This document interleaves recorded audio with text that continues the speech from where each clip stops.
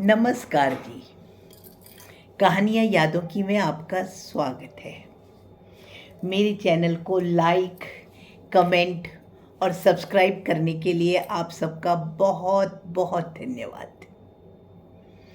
आप सबके सामने मैं मॉम्स प्रेसो का मनपसंद, बहुत ज़्यादा पसंद किए जाने वाला धारावाहिक फैसला आत्मसम्मान के 6 भाग प्रस्तुत कर चुकी हूँ। आज फैसला आत्मसम्मान का 7वां भाग प्रस्तुत करने जा रही हूँ। जिसने यह नहीं सुना हो उनके लिए इसके लिंक मैं इस भाग में डाल दूँगी। तो अब मैं आपके सामने प्रस्तुत कर रही हूँ फैसला आत्मसम्मान का भाग 7।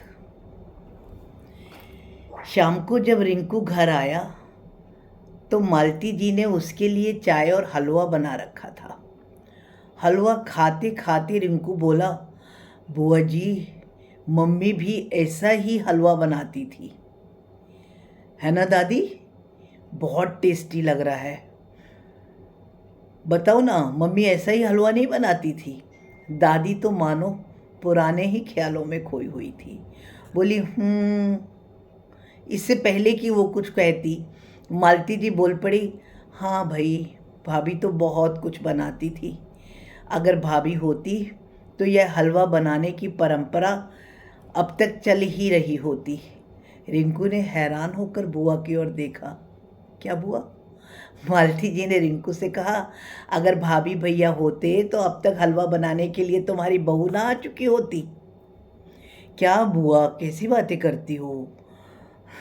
तभी दादी माँ भी बोली, हे परमात्मा, ऐसा नसीब कहाँ। जाने मैं आँख बंद करने से पहले इस घर को बसता हुआ देख भी पाऊंगी या नहीं।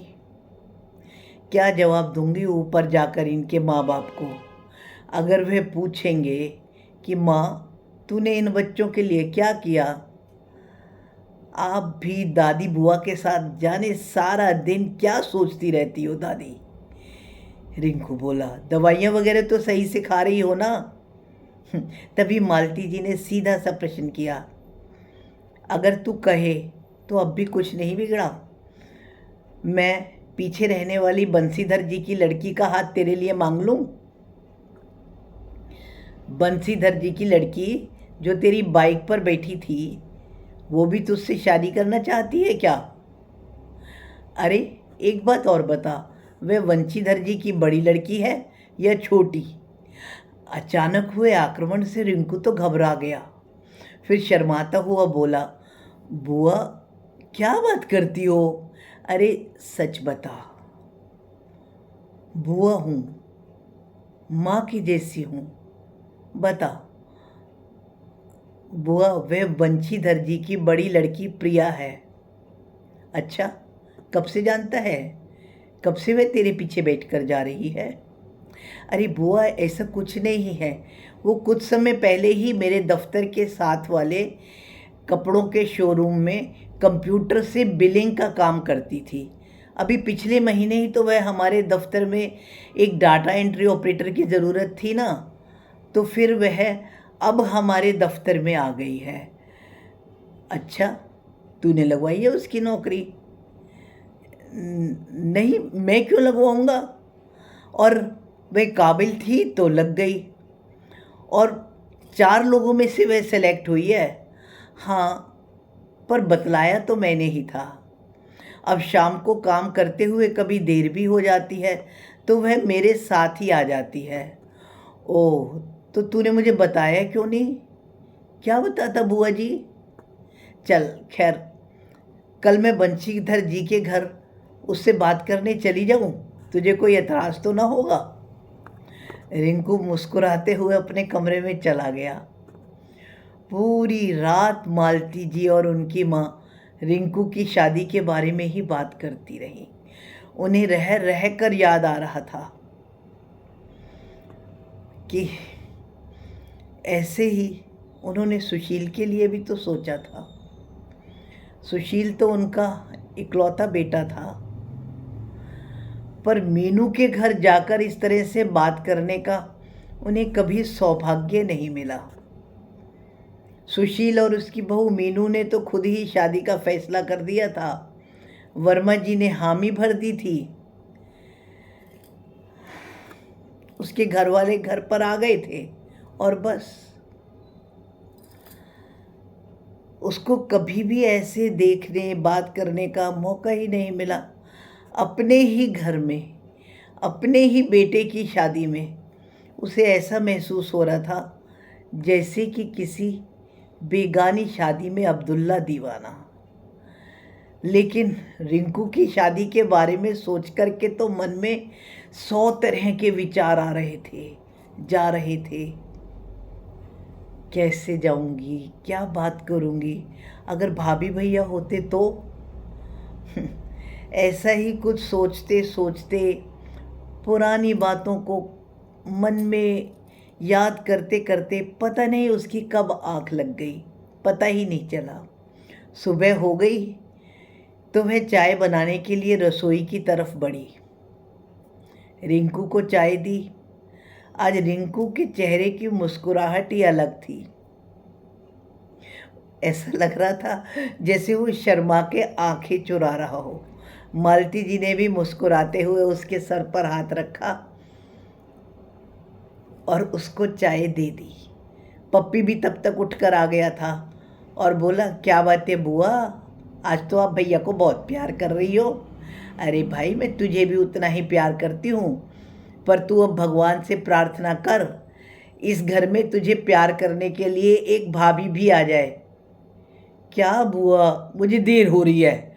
ऐसा बोलते हुए और अपनी मुस्कुराहट छुपाते हुए रिंकू कमरे से उठकर चला गया और पप्पी खुद प्रश्न सूचक बना हुआ मालती जी को देख रहा था। किससे करोगी भैया की शादी? हैं बुआ, किससे करोगी? देखो, शाम को बताऊंगी। पप्पी को लगा शायद कुछ मजाक चल रहा है। वह भी उठकर अपने कमरे में चला गया। मालती जी ने नाश्ता बनाकर, पूजा पाठ कर कर अपने लाए हुए सूटकेस में से बड़ी सुंदर सी साड़ी निकाली और दोनों को खाना बना करके दे दिया। थोड़ी देर में पप्पी और रिंकू दोनों ही दफ्तर चले गए। अब मालती जी ने उस साड़ी के साथ में कुछ अपने गहने भी निकाले। वह अपने साथ जब आई थी तो सूटकेस में अपने कुछ कड़े, अंगूठियाँ और अपना एक सेट भी लेकर आ गई थी। यह कड़े और अंगूठी उनकी सासू माँ अपने हाथ में ही पहने रखती थी और कुछ गहने उनके पास ही रखे हुए थे।